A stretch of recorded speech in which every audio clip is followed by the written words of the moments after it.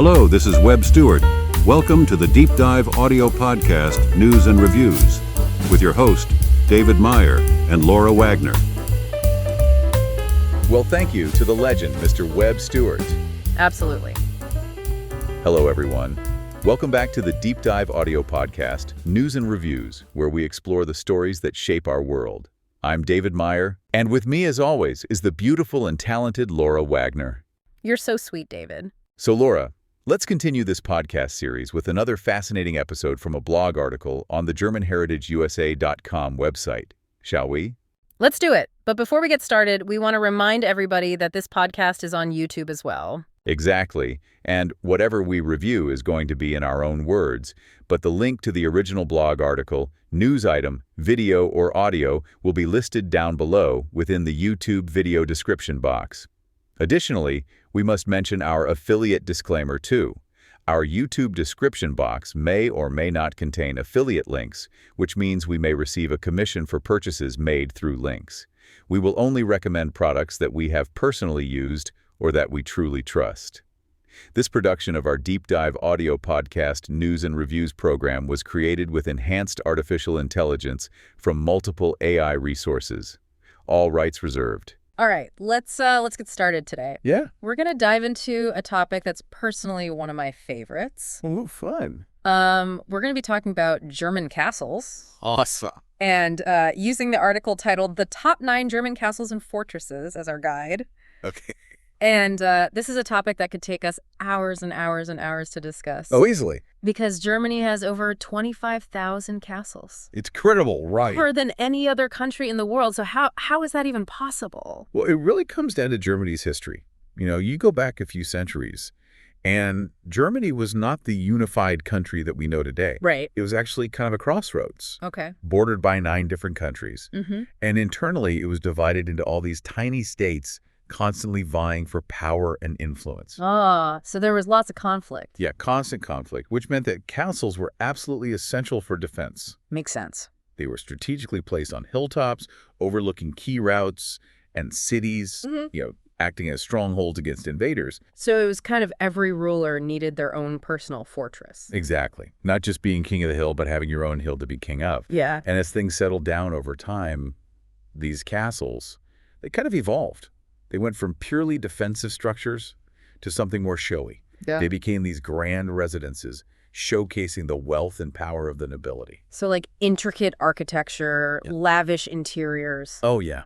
Think of it as the medieval equivalent of keeping up with the Joneses. A little bit of my castle is bigger than yours. Exactly. A ruler's castle became this statement of their prestige and influence. Take Wartburg Castle, for example. Okay. It's stunning architecturally, but it also played a crucial role in history.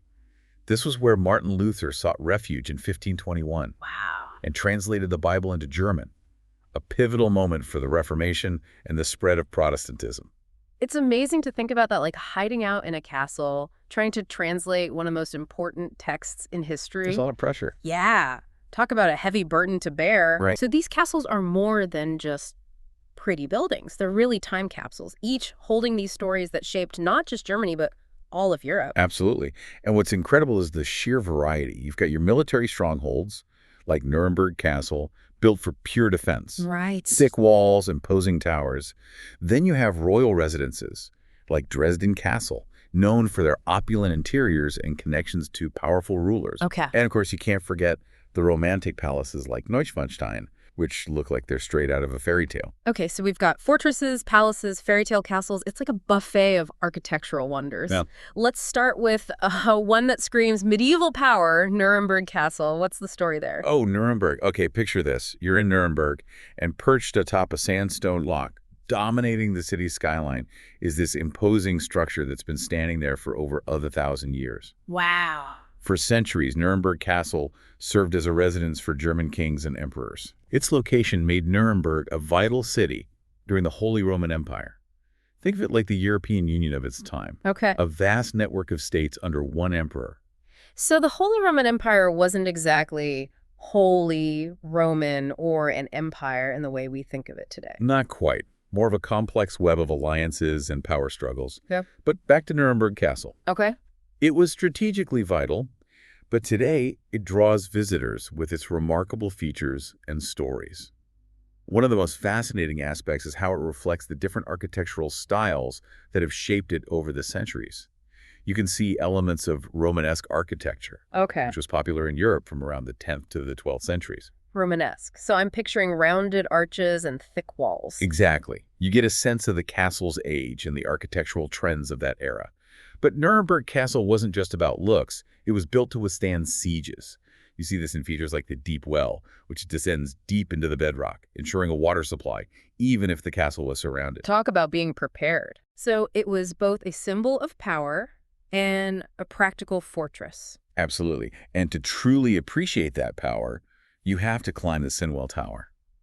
From there, you get these panoramic views of the city. Oh, wow. And you can imagine what it must have been like to rule from such a commanding position. Okay, I'm getting serious castle envy right now. Yes, I do. But it's not all about medieval might, right? We've got Dresden Castle coming up, which is more on the opulent side. You got it.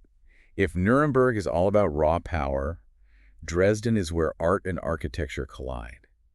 It's a visual feast, Okay. blending Renaissance and Baroque styles in a truly unique way. It stands as a testament to the artistic vision of the Saxon rulers, Okay. who spared no expense in making it a showpiece of their wealth and taste. Okay, so for those of us who aren't architecture buffs, what's the difference between Renaissance and Baroque? They both sound pretty fancy. So the Renaissance was like a rebirth of classical art and ideas, a return to the styles of ancient Greece and Rome. You see this in the emphasis on symmetry, balance, and harmony in design. Baroque, on the other hand, came later and was all about drama and grandeur. Imagine ornate decorations, elaborate curves, and a sense of movement. It's like an opera set come to life. So Renaissance is more understated elegance, and Baroque is, let's throw in all the fancy details we can. You got it. And Dresden Castle beautifully showcases this blend of styles, reflecting the evolving tastes and ambitions of the Saxon rulers. Yeah. But it's more than just a pretty facade.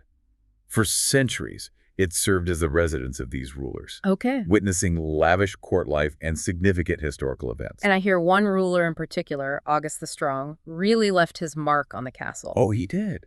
August the Strong was known for his extravagant lifestyle and his love of art and architecture. He expanded and enriched Dresden Castle, adding to its grandeur and making it a true symbol of Saxon power and cultural influence. But even with all that history, Dresden Castle plays a completely different role today, right? It's now a world-renowned art museum, right? So instead of kings and queens, it's filled with masterpieces. That's right.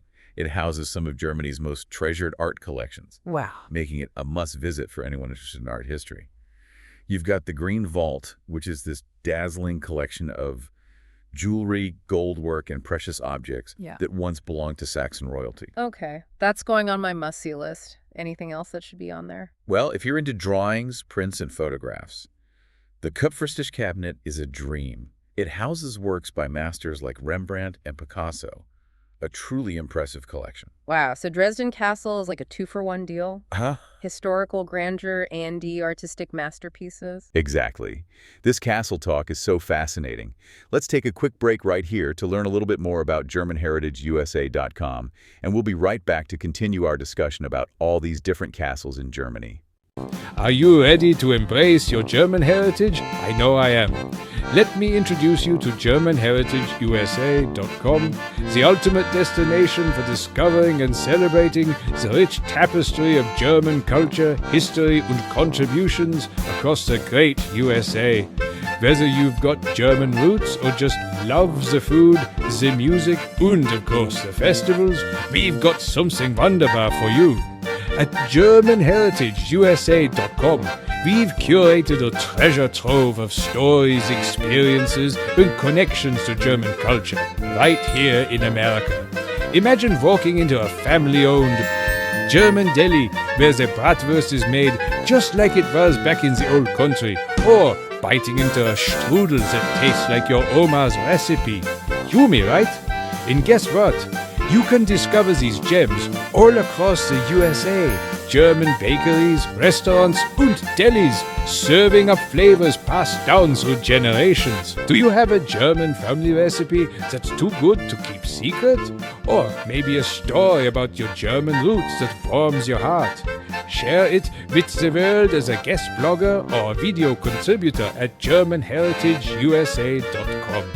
our mission is simple: to unite the German-American community and celebrate the legacy of our forefathers who brought their culture, their traditions, and their passion for life to America. Every story, every recipe, every song is part of that legacy, and you can be part of it too. So head over to GermanHeritageUSA.com today. Whether you're thirsting for German heritage knowledge, looking to dive into German genealogy, or wanting to find the next German festival to dance the polka, we've got it all waiting for you. Remember, my friends, German heritage isn't just something in the past. It's alive and well, right here, right now, in America. So embrace it, live it, and share it. And don't forget, we're here to promote all things German heritage in America, from restaurants and festivals to clubs, museums, and everything in between. So what are you waiting for? Visit GermanHeritageUSA.com today and join the celebration. And remember, we're discovering German heritage traditions, foods, music, and festivals from coast to coast every day. Got a little German in you? Das ist gut. Okay, I think we need to change the pace. Okay. Let's head to a castle with a slightly different vibe. Right. One that's more about the stories whispered by the ruins themselves. Heidelberg Castle. Yeah, Heidelberg. It's not about pristine preservation. It's a testament to the passage of time. With its ruined sections telling tales of both splendor and destruction. Perched high above the old town, about 80 meters above to be precise, it offers breathtaking views of the Neckar River and the surrounding landscape. It's a true icon of German Renaissance architecture. But it's seen its fair share of troubles over the years. It has. Heidelberg Castle has been ravaged by wars and natural disasters. Wow. In the 17th century, French forces set it on fire, and later, lightning strikes caused further damage. It's a reminder that history isn't always pretty. So what's left of this once grand castle? Are we talking just a pile of rubble? Not at all. Yeah. Despite being partially in ruins, Heidelberg Castle still has this powerful allure. You can still see the remnants of its Renaissance glory, especially in the rebuilt Friedrichswing. Okay. And there's a modern visitor center that tells the castle's fascinating story, piecing together the events that shaped it. I love the idea that even in its ruined state, Heidelberg Castle still draws visitors and sparks the imagination. It's like a tangible reminder that history isn't always about pristine perfection, but about the layers of time and experience that shape a place. You've hit the nail on the head. Heidelberg Castle embodies that sense of resilience and enduring beauty, even in the face of adversity. Okay, from resilience to pure fantasy. Get ready for a dose of fairy tale magic because we're heading to Neuschwanstein Castle. Okay. This is the castle that inspired Disney's Sleeping Beauty Castle, so you know it's going to be something special. Neuschwanstein is truly in a league of its own. It was the dream of King Ludwig II, a king known for his eccentricities and artistic vision. He wanted to create a castle that embodied the romantic ideals of medieval times, and he spared no expense in doing so. So it's less about history and more about fantasy, like stepping into a fairy tale. In a way, yes. Neuschwanstein was never intended to be a defensive stronghold or a seat of power. It was a personal retreat for the king, a place where he could indulge his artistic passions and escape from the pressures of ruling. And where is this fairy tale castle located? It's nestled in the Bavarian Alps, surrounded by stunning scenery that adds to its magical aura. The views from the castle are absolutely breathtaking. So if we were to visit Neuschwanstein, what are some of the must-see features? Oh, there are so many. The throne room is a masterpiece of opulence, decorated with 14-karat gold leaf. Wow. The king's bedroom is a reflection of 19th century romanticism, with intricate carvings and luxurious furnishings. Every detail is designed to transport you to another world. It sounds like a sensory overload in the best possible way. Okay, we've explored castles that embody power, art, resilience, and fantasy. But our journey through German castles isn't over yet. Next up, we're heading to a castle that seems almost frozen in time. Eltz Castle. This is a place where you can truly step back into the medieval era. Eltz Castle is a remarkable example of a medieval castle that has remained remarkably intact over the centuries. It's as if time has stood still within its walls. It's in a pretty dramatic location, right? Absolutely. Eltz Castle is perched on a rocky spur overlooking the Moselle River. Its location, combined with its medieval architecture, gives it an almost magical appearance. It's like something out of a storybook. What's the story behind Elt's Castle? Why has it remained so well preserved? Well, one key factor is that it's been owned by the Eltz family for over 800 years. They've been dedicated to preserving their ancestral home, and it shows. That's incredible. Generations of the same family caring for this castle. I can't even imagine the stories it could tell. Another fascinating aspect of Eltz Castle is that it comprises sections built by 3 different family lines, all within the same castle complex. Wow. It's a testament to the complex family dynamics of medieval nobility. Okay, last but not least on our Whirlwind Castle tour is Hohenzollern Castle. Tell me about this one. Hohenzollern Castle is steeped in history, serving as the ancestral seat of Prussian royalty. Imagine a castle perched atop a mountain, commanding panoramic views of the surrounding landscape. That's Hohenzollern. And it's had a few rebuilds, right? Yes, Hohenzollern has seen its share of challenges over the centuries.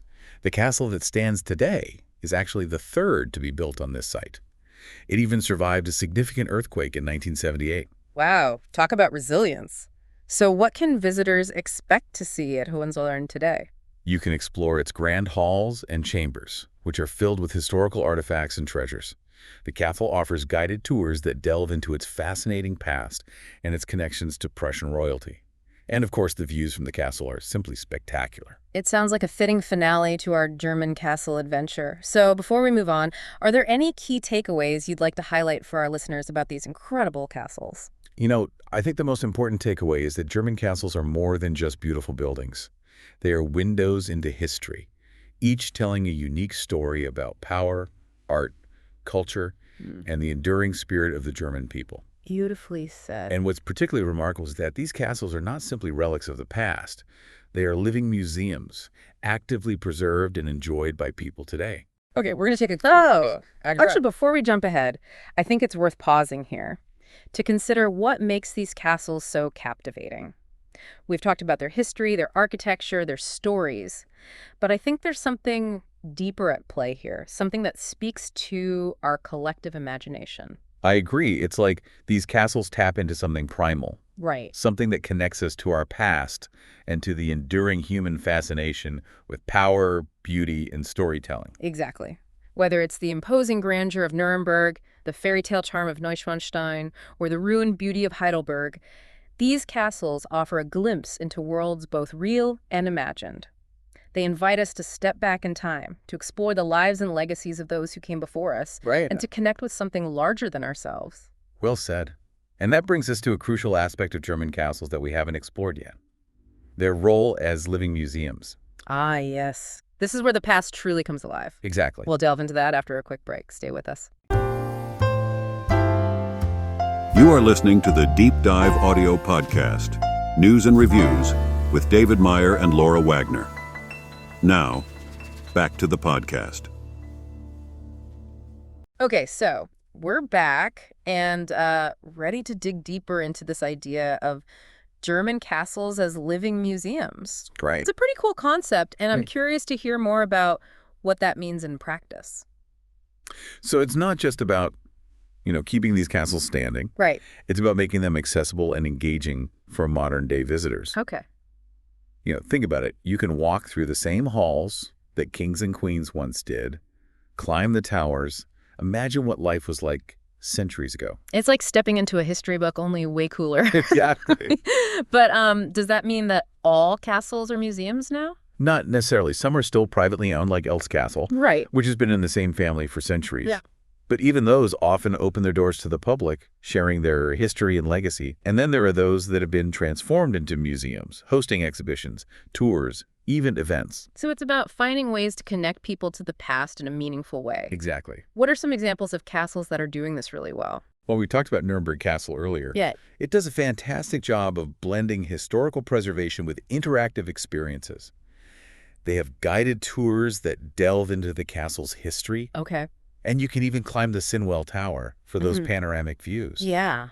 It's a great way to learn about the castle's strategic importance and imagine what it was like to rule from such a commanding position. Right. And it's not just about, facts and figures. It's about experiencing the castle, feeling its presence. For sure. What about other castles? Are there any that go beyond the typical museum experience? Absolutely. Yeah. Marienburg Castle, for example, offers costume tours, Oh, wow. where you can dress up in period attire. That's so cool. Can you imagine walking through the castle, feeling the weight of the fabrics, and truly immersing yourself in that medieval atmosphere? Talk about bringing history to life. Right. That's amazing. And it's not just about tours and exhibitions.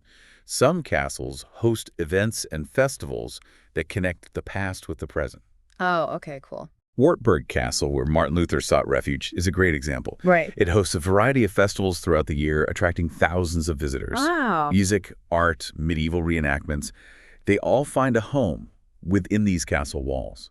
It's a way of celebrating the castle's legacy and keeping its spirit alive. It's almost like these castles act as bridges between eras, Yeah. connecting us to centuries of history and tradition.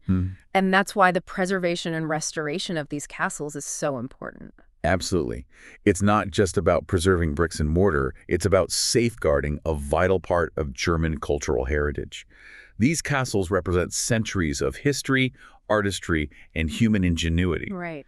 They're a testament to the enduring power of the past to inspire and inform the present. Okay, so we've explored the sheer abundance of German castles. Yeah. We've delved into the history and unique features of some of the most iconic ones. And we've discussed their ongoing significance as living museums. But with so many castles to choose from, it can be a bit overwhelming to know where to even start. Right. What advice would you give to someone who's planning a trip to Germany and wants to experience these castles firsthand? That's a great question. The first piece of advice I'd give is to do your research. Think about what aspects of history, architecture, or even fantasy resonate with you the most. Okay. Are you drawn to medieval fortresses, Renaissance palaces, fairy tale castles? Right. Once you have a sense of your interests, you can start narrowing down your choices. Because you could spend a lifetime exploring German castles and still not see them all. Easily. So it's about prioritizing based on your own personal interests. Exactly. And don't be afraid to go off the beaten path. Okay. While the most famous castles are certainly worth visiting, there are hidden gems scattered throughout the country that offer a more intimate and authentic experience. Any specific examples come to mind? Well, if you're looking for a castle that's steeped in medieval history and off the tourist radar, I'd recommend Marksburg Castle. It's perched high above the Rhine River and has never been destroyed, offering a remarkable glimpse into medieval life.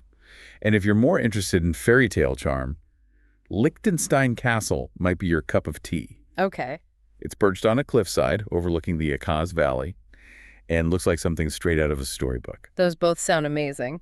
Okay, so do your research, prioritize based on your interests, and don't be afraid to explore the lesser-known castles. Yeah. Any other tips for planning a castle-themed trip to Germany? Well, it's always a good idea to plan your trip during the shoulder season, which is spring or fall. Okay. The weather is usually pleasant, and the crowds are smaller than during the peak summer months.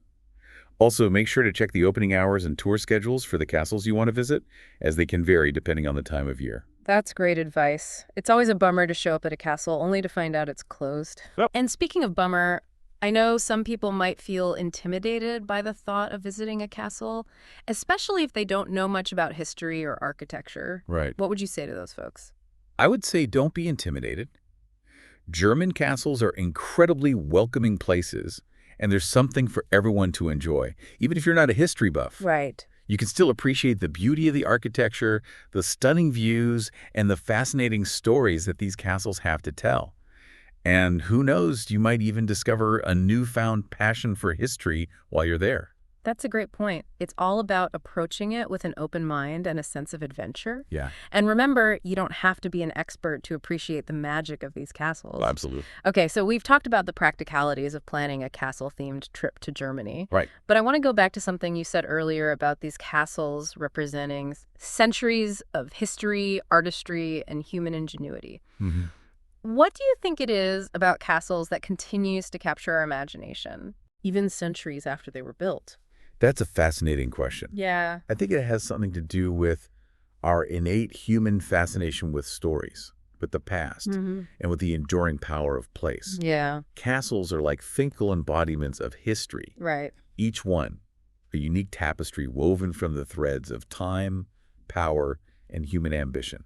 Okay. They invite us to step back into a world that is both familiar and utterly foreign, to connect with the lives and legacies of those who came before us, Right. and to ponder the timeless themes of power, ambition, love, and loss that are played out within their walls. It's almost like they tap into something primal within us, a longing for a time when life was simpler, or at least seemed that way, a time of knights and princesses, Right. of grand adventures and epic battle. Yeah. There's definitely an element of romanticism involved, but I think it goes deeper than that. Okay. Castles represent something tangible, something solid and enduring in a world that often feels fleeting and uncertain. Yeah.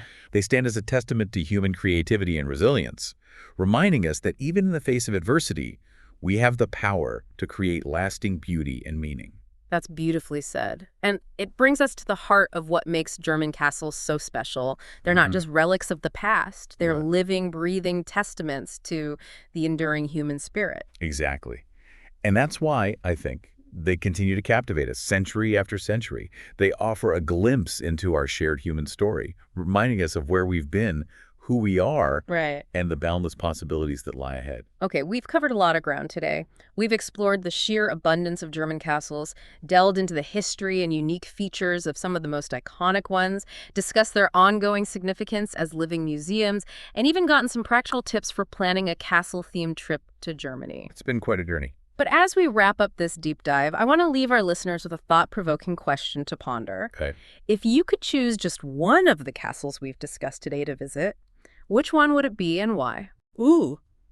What about its story or features speaks to you the most? That's a great question. It really challenges you to think about what aspects of history, architecture, or even fantasy resonate with you personally. Right. And remember, there's no right or wrong answer. The castle that speaks to you the most is the one that holds the greatest power to ignite your imagination and transport you to another time and place. Exactly. So, as you continue your own explorations into the world of German castles, let this question be your guide.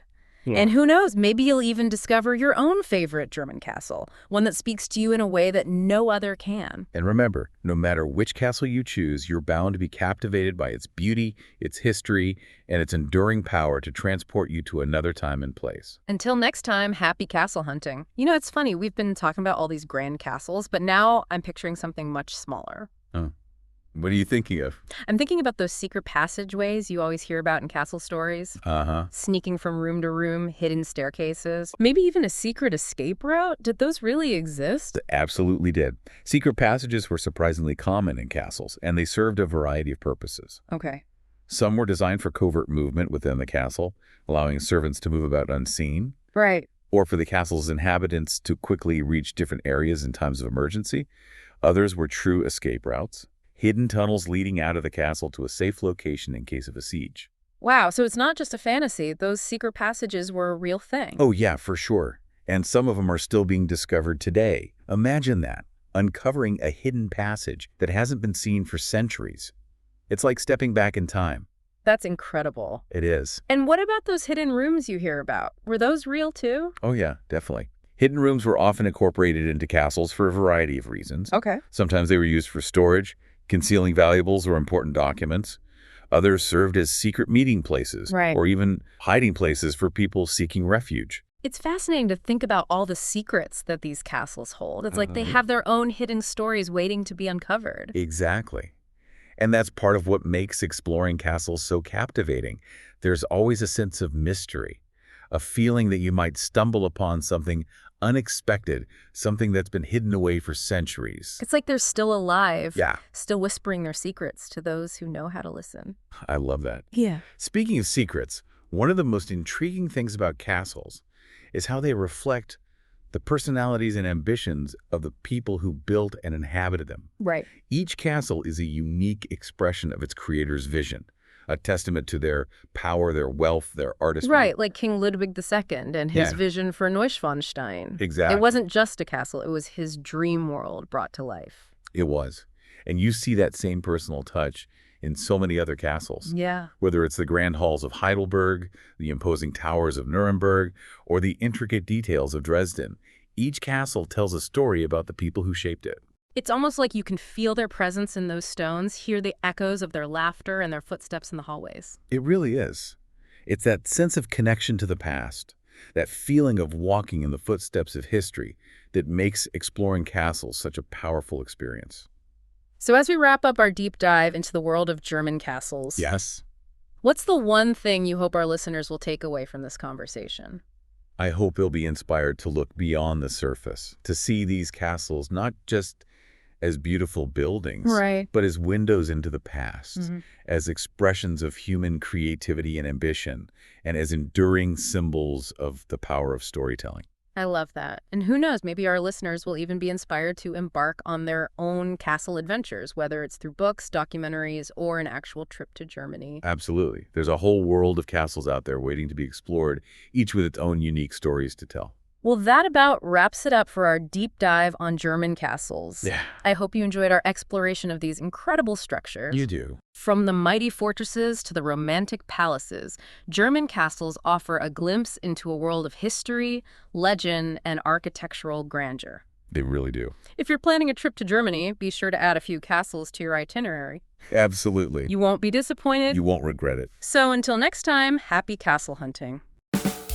This is Webb Stewart. You have been listening to the Deep Dive audio podcast, News and Reviews, with David Meyer and Laura Wagner. Join us next time for another fascinating podcast that has been selected just for you. If you are listening today on YouTube, be sure to click the like button, leave a comment, and hit the notification button for upcoming podcast episodes. Until next time, good day.